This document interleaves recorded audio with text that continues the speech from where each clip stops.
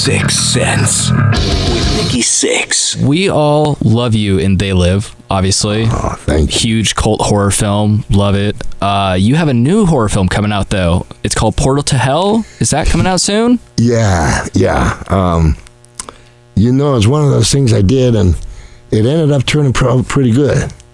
It's a it's a comedy, but at the same time, it gets pretty serious. It deals into the devil worshiping, and there's a portal, and you go into it, and I'm supposed to save everybody's lives, Well, like hell comes to Frogtown.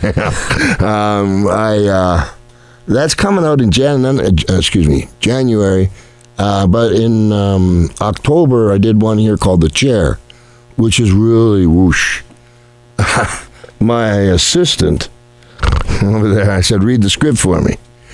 So he read the script for me, and I died in certain part. Thanks. Thank you. So it comes day, and he failed to tell me there was a rape scene in it. I'm a guard raping some guy. Need to know information. well, at least you're the rapey and not the rape. There you go. Yeah. And it's one of my favorite things to do. So I'm a little antsy about that one, to be honest with you, because here comes the director, right?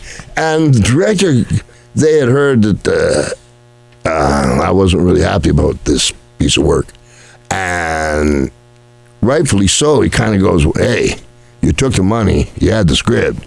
If you had a problem with it, you had your chance." And he got angry, but he didn't vent it straight to me. He vented it to the other 4 actors that had nothing to do with it. And he says, "I want some damn Sam Peckinpah stuff here." Well, find Sam Peckinpah and get it. However, he was right. And so, like everything, I put my heart into it and a lot of other things. And it's brutal. It's a brutal show, that one.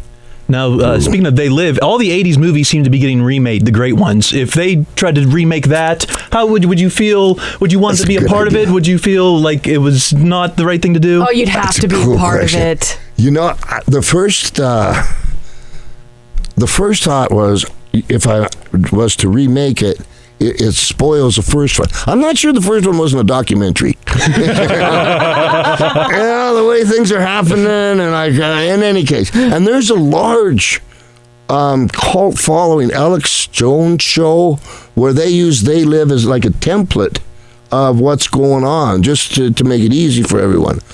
And so that was my first train of thought. And I was walking the carpet the other day, and this, they have all these camera people and something. And there's this poor little gal. She's had a little tiny recorder, this. And I think she was from maybe a university. And I get her up front here. And she says, "Are you going to make another They Live?" Same question. I says, I don't know. And she says, "I think you should. And you should be on the alien side." Oh. First good idea ever. What a switch. That's a twist. bad. Wow. Wouldn't that be a twist? Yeah. So, you might have to have some John Nada had a son or something. I'm not sure how you do that, but I almost called Carpenter. This just happened like 3 weeks ago. Yeah, then I'll do it. I'll do it then, as long as I don't have to fight that Keith David again. Just put the glasses on, dude. I'm not asking you for money, your wife. Just put the glasses on. He's like a 220-pound dancer. Yet like Mike Tyson didn't know it. And he was killing me. In the camera, as you know, you don't actually hit the person. You just cross the line.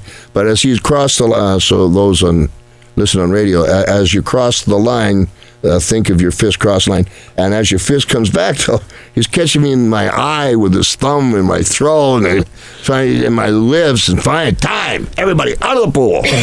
Carpenter, come here. Keith, come here. I said, from the neck down, just hit me, okay?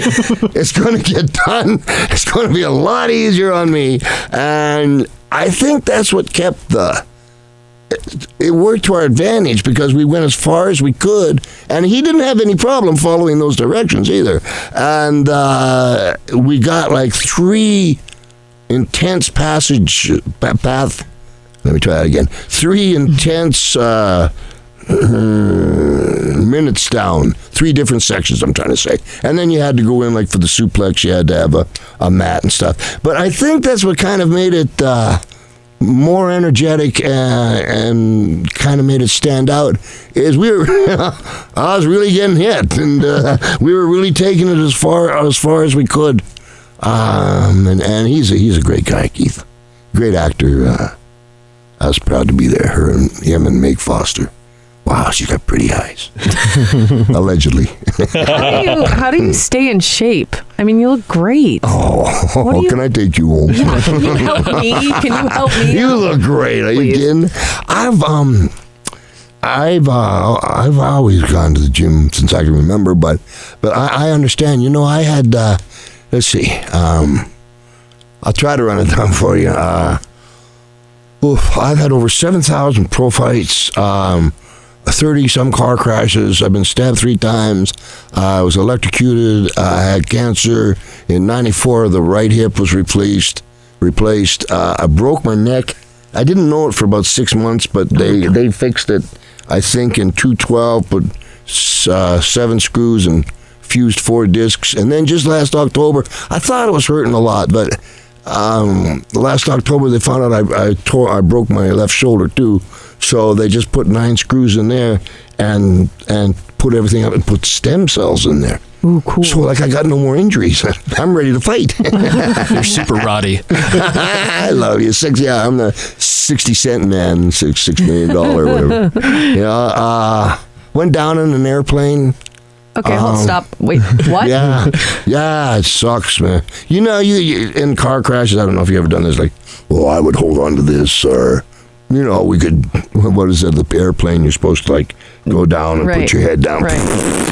What kind of plane was it? It was a twin-engine private plane. Okay. And just, like, coming down, and I got attributed to hitting an air pocket, and just whop down on the runway, and put my head through not completely through, but it dented it and broke my neck. And I was wrestling Wahoo McDaniels in Greenville, South Carolina in the afternoon, and the plane was taking me to Savannah. And there's a rule, like, if you get in the ring and the bell rings, they don't have to give the money back. And so, like, they had 3 cops, like, I got no idea where I'm going. And they got 3 cops on each side, and I'm kind of bouncing, and they get me in the ring, and I just hooked the top rope, and they rang the bell. I don't remember a lot past then.